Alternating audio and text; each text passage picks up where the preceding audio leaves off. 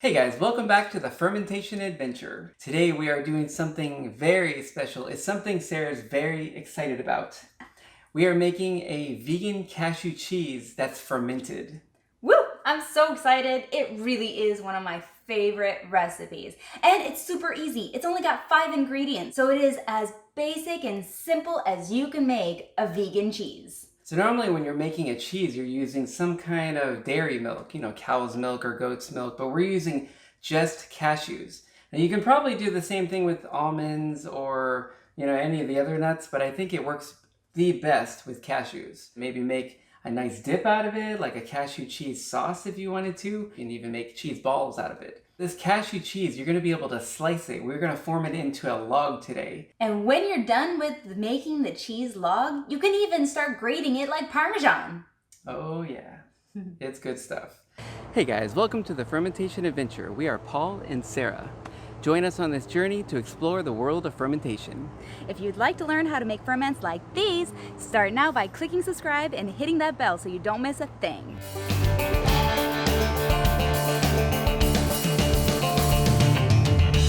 So let's get right into it. So we're going to start with 2 cups of cashews and we're going to soak these in water. The reason we want to soak these, we want them to be as soft as possible when we put them into the blender to blend them up. Because if we're making cheese, we need this pulverized and we're going to ferment it all together and then form it into a nice log that you can slice. Ooh, I love cheese. We picked some raw, non-roasted cashews, so these are just raw cashews. We're going to pour them in a bowl here. And then we're going to use non-chlorinated water. So the reason we're using non-chlorinated water is because we're making a fermentation that has a starter. Now this starter, it has bacteria and yeast in it, and they're going to eat all the sugars and ferment this into a really good cheese, and we don't want to kill them. So we're starting with non-chlorinated water. And we really just need just enough water to cover the cashews. That'll do the trick. Now, whatever you start with, it's probably going to just about double in size because the water gets inside and it starts to make them swell. So you don't want this to overflow. So start with a little bit bigger of a bowl than you probably need. All right, we're going to set our timer for 30 minutes. We're going to let these soak so they'll soften up, and then we can put them in the blender and blend them up into a nice paste.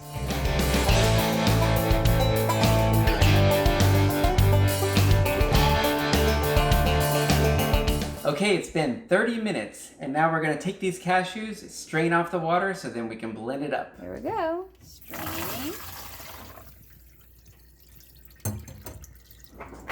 They sound softer. And now we put them in a blender or a food processor. So however you're going to blend this up, and we're going to use our Vitamix today.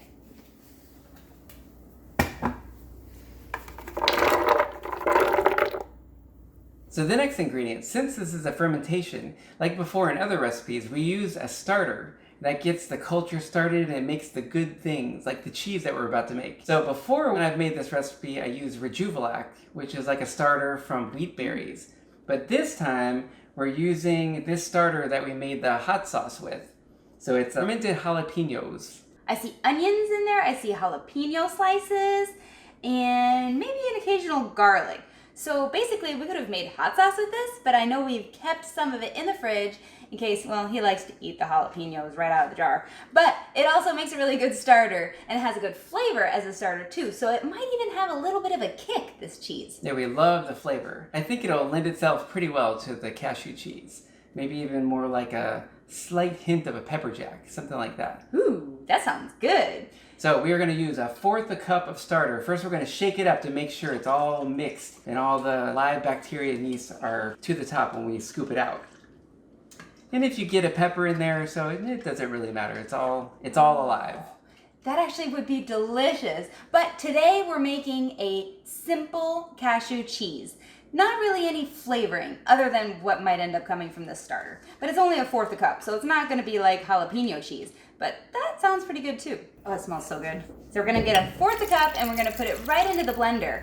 Now we want to add the salt. We're going to add 1 teaspoon. And what type of salt do you recommend? I like sea salt, only because it's just a little bit more nutritious. I think it actually tastes a little bit better. Instead of just table salt, which is just sodium and chloride, 2 minerals, sea salt has a whole spectrum, so 70, 80, 90 different minerals in there. So why Really not? good. All right, so we have our 3 ingredients in the blender. We have our starter, so that way we have a little bit of liquid, as well as the cashews and the salt, and we're gonna blend it up so that it's a paste. So you're just gonna let it blend. Vitamix makes it easier, but if you have a regular blender, you might have to really let it go. Here we go. And a note is that since it's quite a thick paste, we're gonna need that plunger. If you have a Vitamix, again, it just makes it so much easier, but whatever you can do to kind of, you might have to open it and press those cashews back down in there so that it just keeps blending. You might even have to add a little bit more liquid if you really have to. So now it's starting to like get more into a cream. But if your blender is really struggling, you can put a tiny bit more liquid, but like no more than maybe a half a teaspoon, because then it'll become too liquidy. We really want this to be a paste, but it's starting to look like a very thick paste in here. Now I'm just gonna get down all the sides to make sure that everything is completely blended. Of course, I guess it doesn't really matter if you have little pieces in the final product, but it's better to have it creamy, I think.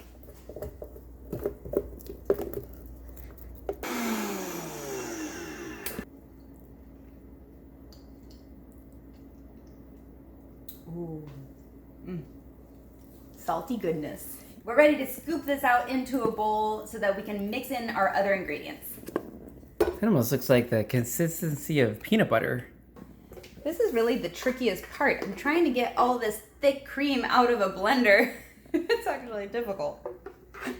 I'll get there someday. It's pretty messy, right? It's a little sticky. Sticky situation. But I'm not gonna mind scooping out the remnants and eating this by itself. You know, that almost looks like cookie dough. But it's not. It's cheese. I think I prefer this. I really do. All right, so as I'm putting it in here, you know what I realized? I can feel the heat coming out of this. So you gotta be careful with those Vitamix blenders. They are so incredibly powerful that they really do heat up your ingredients. Yeah, with a Vitamix, you can actually blend soup and make it super hot if you want to. So I think what we're gonna do, just on the safe side, because it's a little bit warm, once we get that all into the bowl, I think we're gonna stir in a little bit more of the starter just to make sure when it's cool. We wanna make sure everything is incorporated and it's actually alive, because that's what we want. Absolutely. Just on the safe side. If you wanna know how to make this right here, check out this video. It's awesome.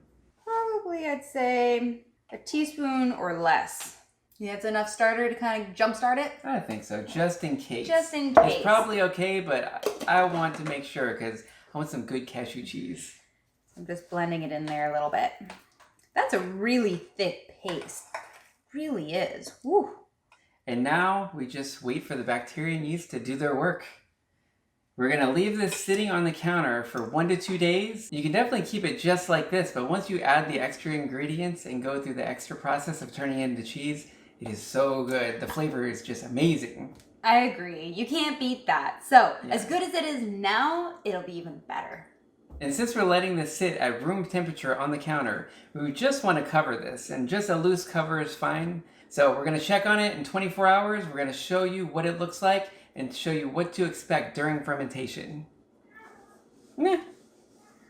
Oh, we have interference. Interference with a cat. What, Beamer? Beamer. He wants cheese.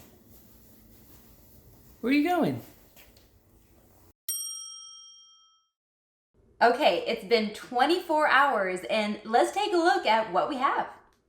It smells like a little salty, but I do smell that pepper because we used that culture that had the hot peppers. And so I do smell that, and I think it's gonna be a fantastic choice for our cheese. I don't really see any change in the way it looks. So I think we might as well let it sit another 24 hours. I mean, it needs a little time to ferment. Okay, it has been 48 hours, and we are gonna check out this cashew cheese and see what it looks like. So excited. Let's see if it looks different. I can't visibly tell that it looks different depending on what cover you use. If you use a little cloth, then it actually might get a little harder on the top, which is fine. You'll be able to mix it in and it's no big deal. So I think we need to give it a taste test because we know from prior experience that 2 full days of fermenting on the counter is what we like for our vegan cheese. So let's try it. Yeah, you can go for anywhere from 24 hours to 72 hours. So, 1 day to 3 days, but we usually go in between.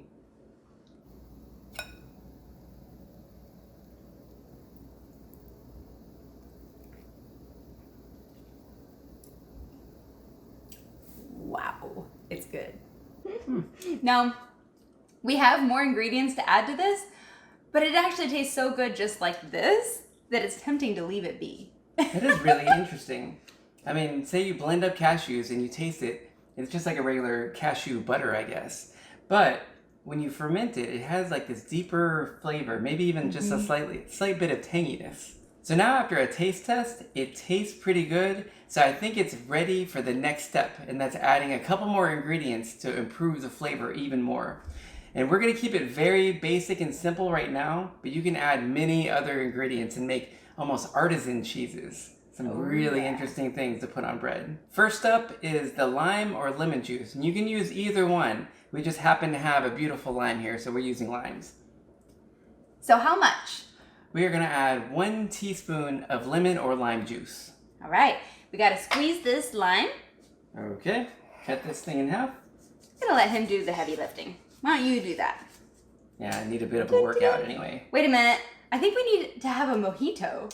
Ooh, we do have mint out in the garden right now. I mean, look, we're gonna have too much lime. Yeah, I think so. I'll take half of this. Let's get the squeeze in. So that's it, huh? Really, just a teaspoon? Yeah, just a teaspoon. Just a little flavor? A little bit. I think that's more for flavor than anything. It adds a little bit of acidity, but really I think it just adds a little bit more tanginess that you would think of with cheese. I agree. Next ingredient? The next ingredient that makes it even more cheesy is nutritional yeast. Now this is a favorite among vegans. We love it all over Mexican, Indian dishes. It's really good. But we're gonna use it for our vegan cheese. Yeah, and nutritional yeast is actually a yeast, but it's a dead yeast, so you don't have to worry about it fermenting in there. It's more for flavor. It's packed with B12 and a bunch of other minerals.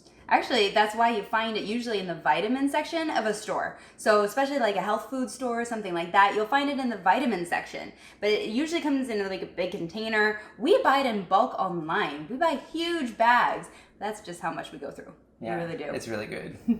We're simply just gonna stir it up and stir to combine. Might be a little bit difficult to stir this in after all because it is pretty thick, but just kind of keep working it in there. It's quite a paste at this point. I mean, you can see this is taking some elbow grease. I think you could fold in any number of interesting ingredients. Now this would be the perfect time to mix in all of those ingredients to make it a true artisan cheese. Like you could add in herbs, you could add in different types of olives, you could add in nuts. Pine nuts would be really good in this. Yeah, I think sun-dried tomatoes might even be really good. Oh yeah. Of course, this is going to be our base, so we're showing you how to make a base. In the future, we'll probably make different types of cheeses and maybe we'll switch this one up a little bit and add some additional ingredients. But really, it's just so good by itself that we're gonna make it more of this base that you need to make cheese, and then we'll go from there. Now, at this stage, you could actually leave it as it is. It's almost like a really good artisan dip because it's taken, a couple days to make this. That could be pretty interesting. But we want to go even farther and make what we know as cheese. So what is the next step? Okay, the magical next step is we're going to fold this onto wax paper and kind of shape it into a log. We want to actually have a good amount. You can always cut off the excess. Let's just go with this amount. What do you think? Yeah, I think that looks good. We'll probably have too much, but we're going to go with this amount. A nice clean cut. The other piece I'm going to go ahead and have ready just so we have it is rope that we're going to use to tie the ends. I think this is just more for show. I think it's going to look good. You could probably even use like binder clips or anything that's going to hold the little crimped edges together. Exactly. Yeah. We're going to just scoop it out onto the parchment paper. Now that we have this onto the parchment paper, I'm looking at it. It actually looks like cookie dough, but it is cheese. Uh-huh. And good. she's eating all the rest of it. You can't get her around any food. It disappears. This is where the real fun begins. You almost need 2 people because as you're moving this about, it starts moving this everywhere. It's just so sticky. I feel like I'm playing with Play-Doh. We're like kids. Basically. All right, I'm just trying to help you get it more like in a line so that you can roll it. How about that? I think that's probably good. I think that's about a foot or so. So let's see if we can do this without making a mess. All right, here we go. We're gonna take one edge, roll it over, and then kind of pushed it, and then folded the other edge over, and then just rolled it up into almost like a burrito shape. Okay, so here we are. So now what you wanna do is take the sides, and you're gonna wanna twist those. And then to hold that into place, we got our handy dandy little rope. Just gonna make it look nice and pretty.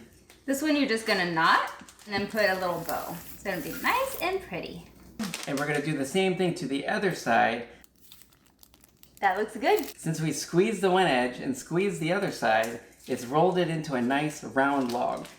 That should help get rid of the air too and help with the shape so it's not like lopsided. As it's sitting, it might even kind of level out a little bit so it won't be perfectly round, but it'll still have that log shape. So here we are. We have our cheese log in the making. It's almost done, but not quite. So it needs to sit in the fridge for 1 to 2 weeks in order to harden and become more of that cheese texture. Not a dip, not a spread, but actual rounds. You can cut slices of cheese. And really, I would almost call this aging the cheese. Not necessarily in the sense of like aging like you would cow's milk cheese. This is cashew cheese. We just want it to firm up. So we're gonna put it in the refrigerator 1 to 2 weeks. After a couple weeks, it should be a little bit harder. If you go even longer than that, you can maybe even turn it into more of like a Parmesan cheese, make it really hard. Yeah. We'll see you in 2 weeks. Oh boy. Yes, cheese. So with this homemade cashew cheese, we also are going to enjoy some homemade bread that Sarah's about to take out of the oven. There we go. It looks amazing and it smells even better. This is actually our homemade bread that we've been making for about a year. We got the recipe from a dear friend of ours and I had no idea how much money we were actually gonna save from making our own bread. But best of all is that it is so much better than store-bought bread. So with our homemade cheese, I couldn't imagine trying it with anything else other than our homemade bread. Oh, I'm so excited. This is my favorite part of this video. We have waited 2 weeks for this cashew cheese to age in the refrigerator. So now we are ready to taste test, take a look, and I'm just really excited to eat some cheese. I can't wait to see what it tastes like, see if it's firm, if we can slice into it. I'm so excited. All right, here we go. We're just gonna untie the rope at the ends, and we're gonna unravel the parchment paper. Kind of like opening a Tootsie Roll. Check it out. This is homemade vegan cheese, and I think it's gonna be delicious. I'm so excited. You can see it's firmed up pretty well. I'm ready to slice it. Look at that. It has solidified. We're just gonna slice a few little thin slices. Beautiful. This is gonna be so good. That is cashew cheese at its finest. Can't wait to try this. It's a little bit of a stinky cheese. Yeah, like stinky cheese. I've heard the stinkier the better, I guess. It is. Here we go.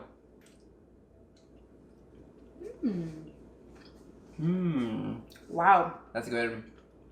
Wow. And aged with the pepper brine. So good. That was a really good choice for a starter culture. I think that's going to be really good on sandwiches. Well, let's try it with some fresh bread. So we have fresh bread out of the oven, but it's not sourdough, right? No, today is not sourdough bread. Just fresh yeast bread that I let rise throughout the day and then stuck it in the oven. I just really wanted it for this cheese. Oh my word. Oh yeah. That's amazing. We have a nice little platter so we can see what it looks like when we have our artisan cheese, our vegan cashew cheese, all laid out on a platter. So when you have guests over, this is great for entertaining. But let's say you don't finish it all in one sitting. What are you gonna do with it? Just loosely put it in some parchment paper, and put it in the refrigerator. The longer you leave it in though, it will harden. It will set even more. We hope you guys love this recipe as much as we do. If you like this video, give us a like. Don't forget to subscribe so you don't miss any of these recipes. Now, get out there and create some culture.